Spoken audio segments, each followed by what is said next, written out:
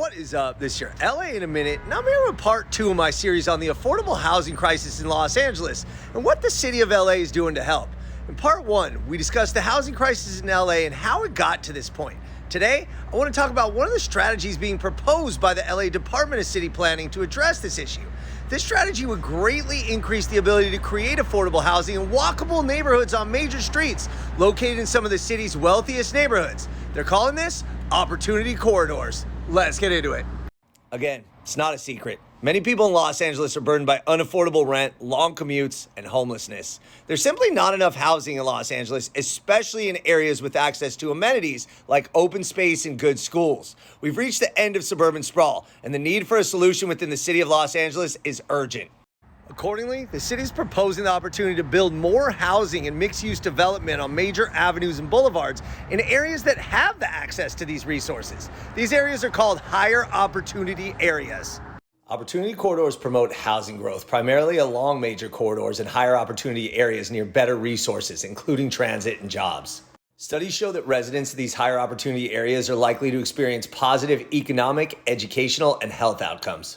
Unfortunately, in these areas, we see less new housing being built, especially new affordable housing.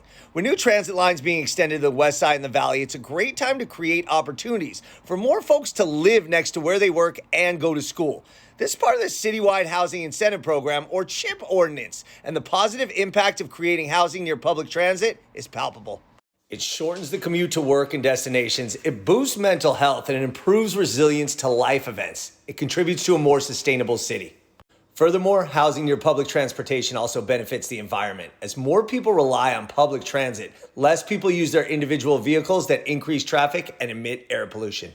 The city envisions 5 to 7 story residential or mixed-use buildings to be built in these opportunity corridors. In exchange for the development rights to build these type of buildings, the developer would be required to include a certain percentage of income-restricted affordable units. This would encourage and allow more Angelenos with diverse socioeconomic backgrounds to have access to the resources found within these higher opportunity areas. Examples of potential opportunity corridors in Los Angeles include Hollywood Boulevard in Hollywood, Manchester Boulevard in Playa del Rey, and right here on Ventura Boulevard in Sherman Oaks. All three of these are excellent examples of highly trafficked areas with access to mass transit and jobs, and these could be potential locations to kickstart the transformation of our city. The best part of this is that Los Angeles City is requesting your input on the Citywide Housing Incentive Program. They're really working hard to provide opportunities for more affordable housing on walkable streets with access to public transit, good schools, and daily amenities, and they need your input. Check out the proposed CHIP ordinance, where they go into detail of how they plan to implement the opportunity corridors in Los Angeles. You can learn more about it by checking out planningforla.org/CHIP. I'll also put the link in my bio.